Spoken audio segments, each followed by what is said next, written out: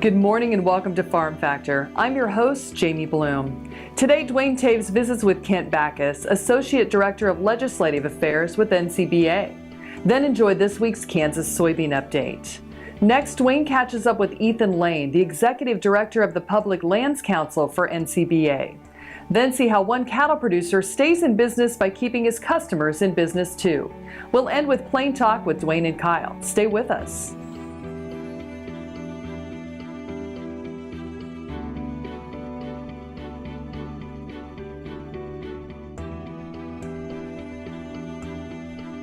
Closed captioning brought to you by Ag Promo Source. Together we grow. Learn more at agpromosource.com. This segment brought to you by Kansas Grain Sorghum. Growers working together. Find out more at kansasgrainsorghum.org. Welcome to Farm Factor. Up first today, Duane and Kent Bacus discuss the importance of trade to cattle producers.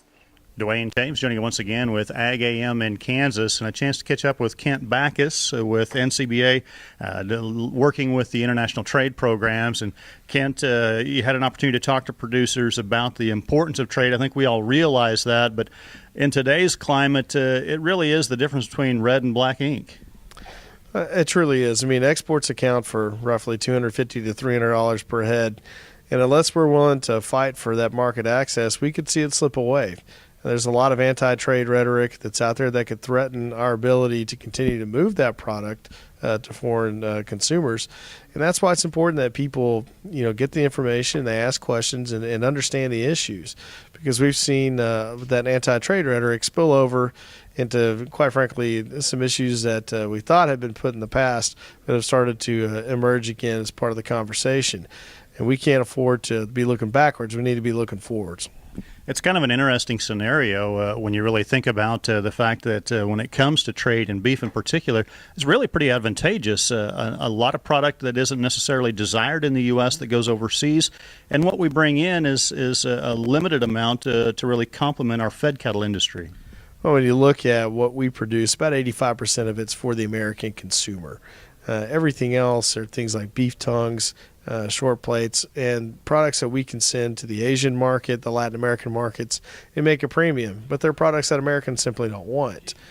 So it's important that we continue to try to tear down those tariff and non-tariff barriers that prevent us from getting there. But at the same time, there's a lot of folks who question why we're importing beef and what it is that we're importing. And it's important that people understand that what we're importing is not the same product of what we're exporting and and where we're making our key gains here in the U.S. market. Most of what we import is for grinding. It's for ground beef. And it's going to be that grass-finished product from other countries that, quite frankly, is going to be a little bit cheaper, and it's going to be better suited to match with the trimmings from our fed cattle so that we can maximize those ground beef sales. We think about the productivity of the American cattlemen. We far out exceed what our consumption needs are here in the country, making trade so vitally important. Well, when you look at just the genetic quality and superiority of what we raise here in the U.S., not only the quality of the cattle, but the grading of the cuts that are coming off these animals, we've got to move that product. We're fortunate that we've become so competitive and so efficient at what we do that we don't have to worry about those steps backwards, but we've got to move that product overseas. And with 96% of the world's population living outside of our borders, it's important that we make trade a priority and we make exports a priority for the U.S. beef industry. All right, thanks to Kent Bacus joining us here on the KFRM. Jamie, we'll send it back to you. Thanks, Duane. Folks, come back after these messages for this week's Kansas Soybean Update.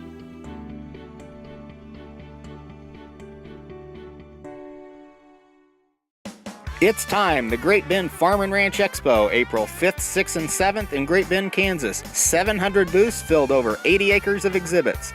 Dale Brisby, the 6th and 7th at 1 o'clock, sponsored by American State Bank. Find all your livestock equipment needs, precision tillage equipment at the Great Bend Farm and Ranch Expo. Free admission, free parking. Corporate sponsors American Hat Company, Great Bend Co-op. Go to starexpos.net. That's April 5, 6, 7. You don't want to miss it.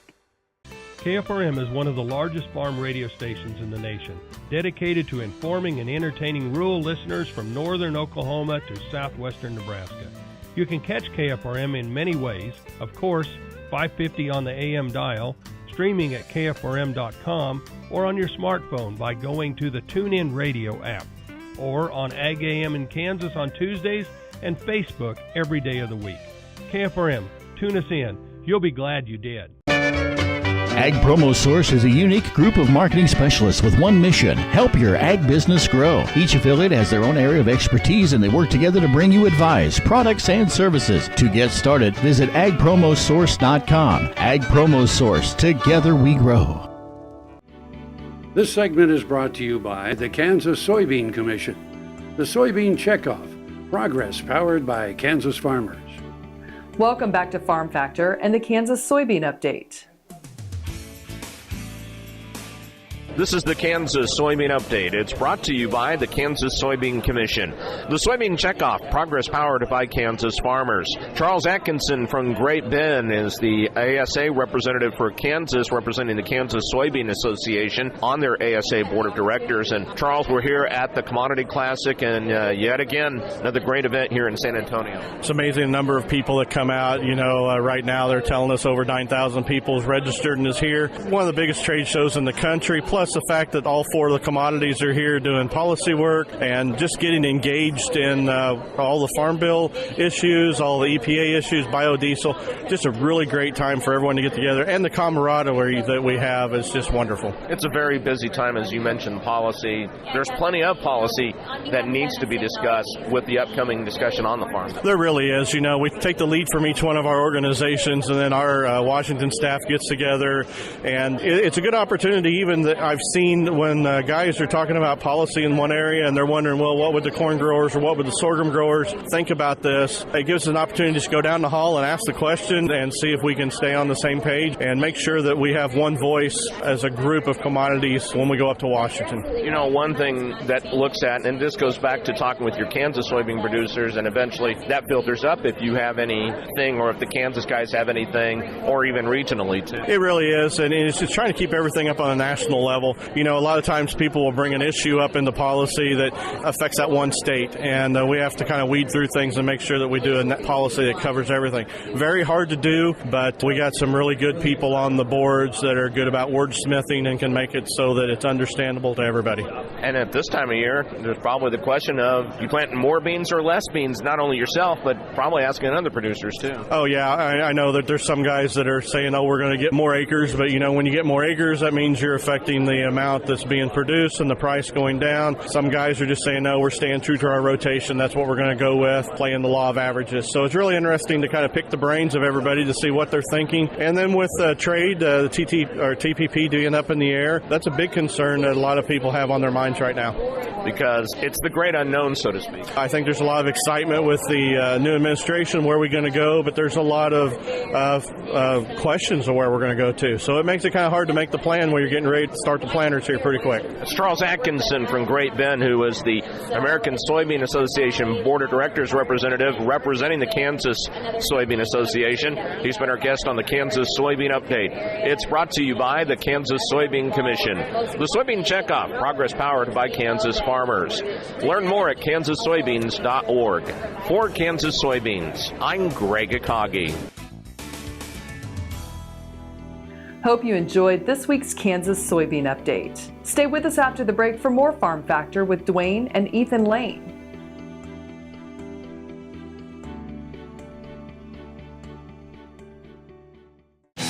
This Medford, New Jersey school bus runs on biodiesel, and so do these.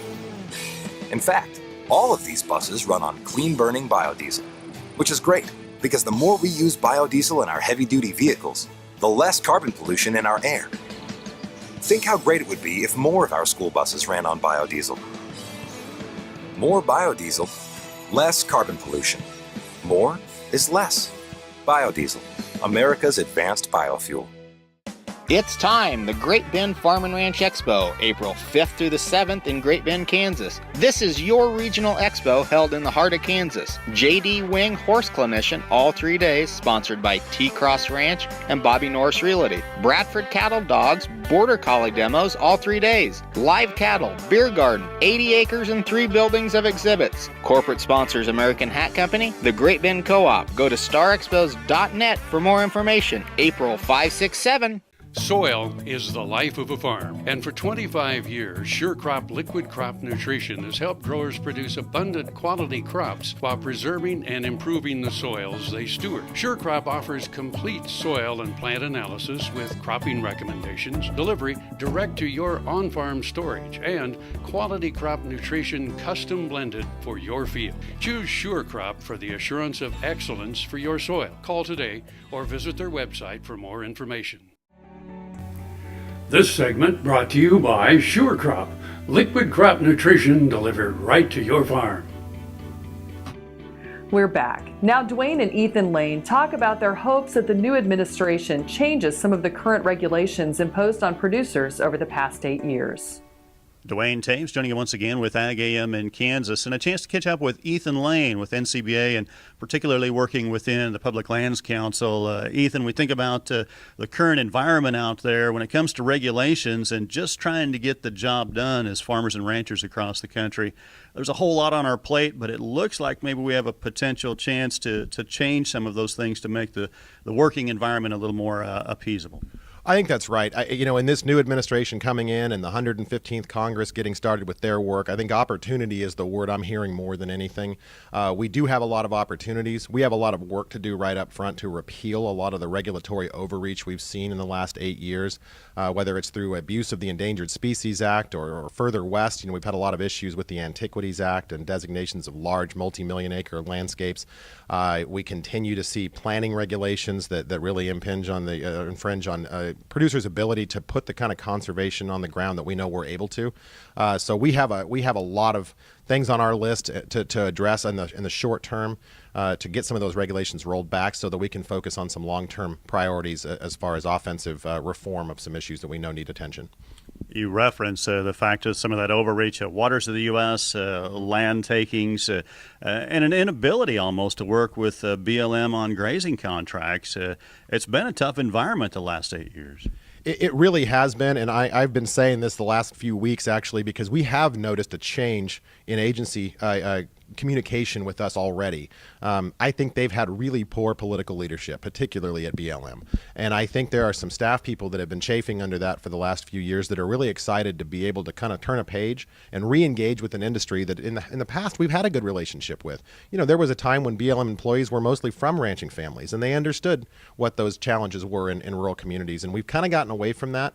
We're hopeful that in this new administration, we've got a chance to sort of start fresh and get through some of these issues that really don't need to be problems.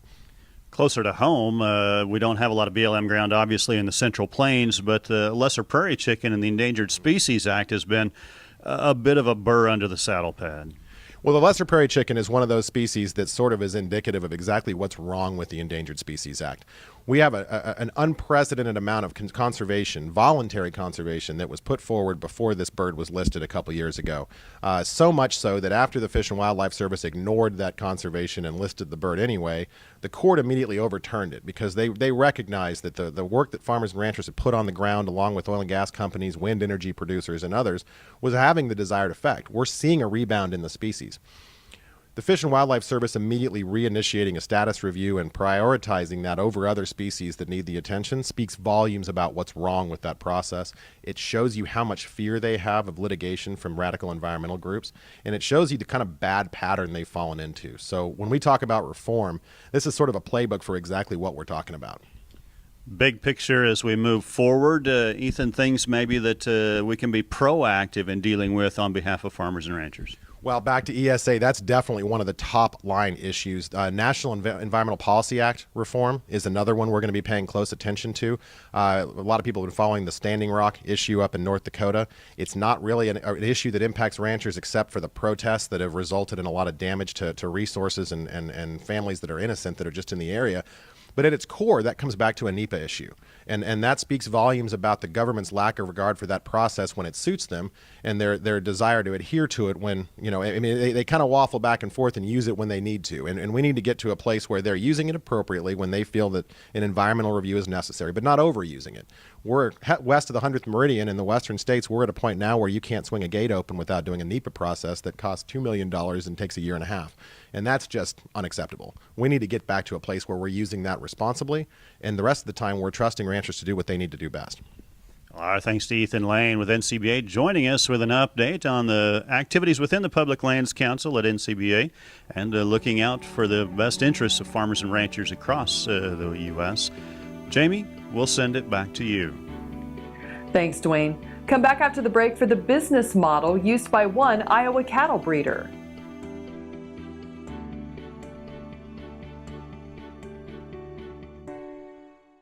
Brown Chevrolet Buick in Wamego is driven by the spirit of American ingenuity. Come in for a new Chevrolet car, truck, or SUV. If we don't have exactly what you want, we'll find it for you. And we also have a great selection of used cars. We make sure you have an easy, fun, and transparent sales experience that saves you time and money. But if you want high-pressure salesmen and hours spent in the finance office, you'll just have to go elsewhere. Brown Chevrolet Buick in Wamego. We're making car buying great again. Valley Vet Supply is devoted to providing information and professional quality products at reasonable prices. Valley Vet Supply. This segment brought to you by Kansas Farm Bureau, the voice of agriculture. To join today or more information, go to kfb.org or find us on Facebook and Twitter. Welcome back to Farm Factor. Up next, we learn why having cattle that live up to expectations at every level keeps buyers coming back. Angus breeder Dave Nichols follows a simple model. To stay in business, he must keep his customers in business too. So I realized early in the late 80s and early 90s that the farmers and ranchers in our area had other options rather than raising cattle, that either grow to crops like wheat and corn and so on, that they didn't have to raise cattle. And so there was really the marketing system at that time was just take them to the auction, shrug your shoulders, and see what they brought. So we felt that it was essential to identify those cattle that were out of Nichols genetics, that had genetic inputs for growth, carcass weight, and most of all, eating quality. What began as a large-scale special feeder calf auction has turned into more of a listing service. But the goal is the same, to identify cattle that have more value to feeders and help them earn premiums accordingly. Before you try to do this, it's imperative that you're selling bulls that will work in the system. Many people have felt like that because their customers sell their calves at weaning, carcass quality and feedlot gain in the feedlot, and so those things aren't important because you're just passing the cattle on to someone else. Well, that's really bad thinking, because any beef calf that's sold is someone feeds it, someone slaughters it, someone sells it, and someone eats it. So we're firm believers in that we need to make the pie bigger, not cut it into smaller pieces. The Angus breeder uses tools like genomics, ultrasound, and carcass data to be sure he's hitting the mark. Then Nichols encourages his bull buyers to add value to their genetic investment by using solid health and weaning programs. We found out early on, because we feed cattle ourselves and we buy cattle, and the biggest thing that can affect profit the most, the quickest, is if cattle get sick. You not only have death loss, but you have cattle that get so sick they don't gain well, and cattle that really sick don't marble well and have good tasty beef. So we help them, but we insist on that they have good vaccination programs. Having cattle that live up to expectations at every level keeps buyers coming back at every segment. I'm Bob Cervera. We'll be back after the break with this week's Plain Talk.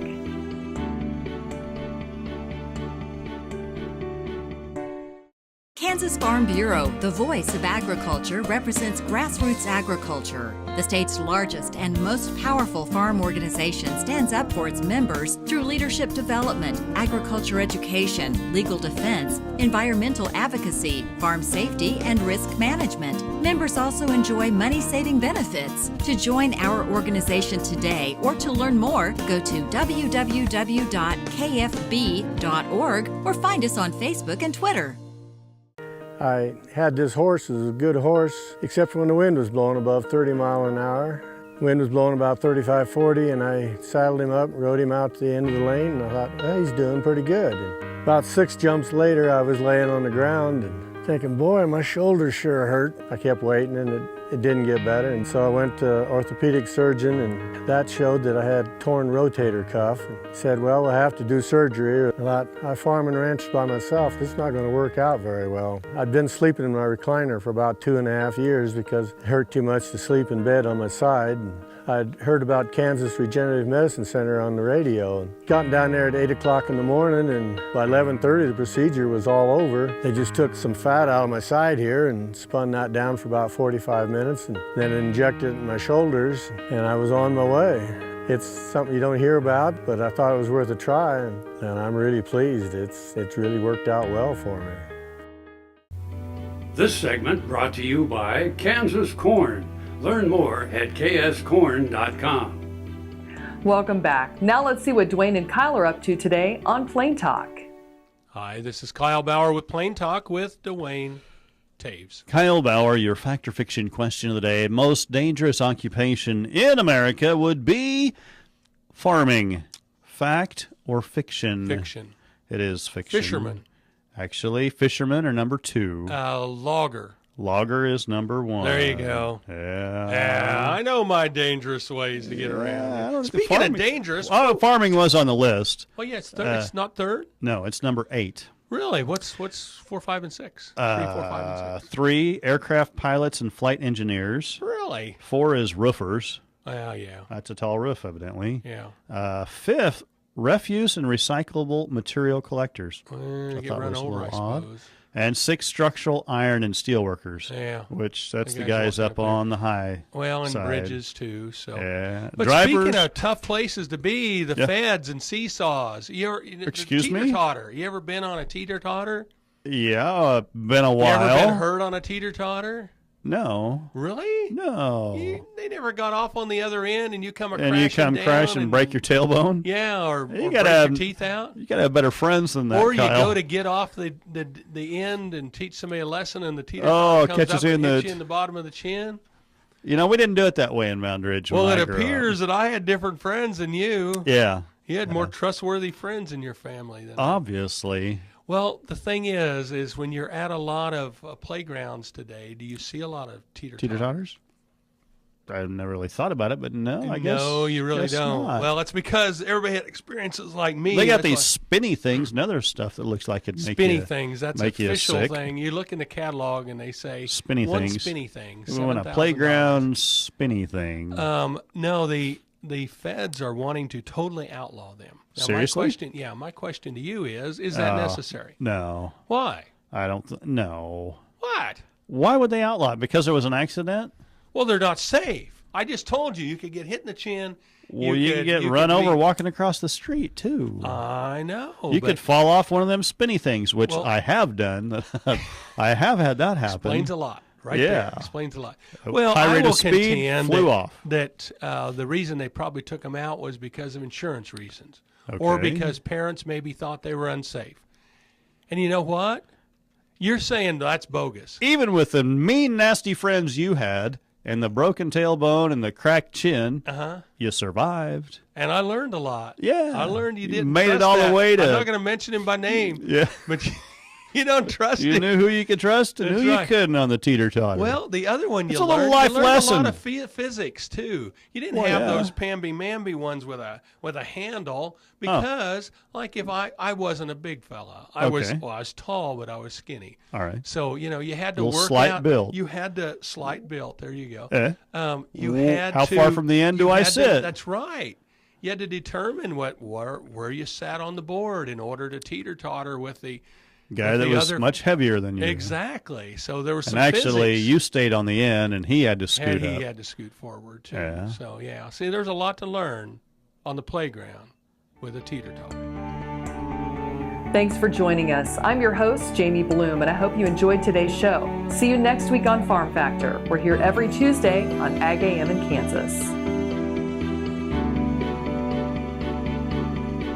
Closed captioning brought to you by Ag Promo Source. Together we grow. Learn more at agpromosource.com.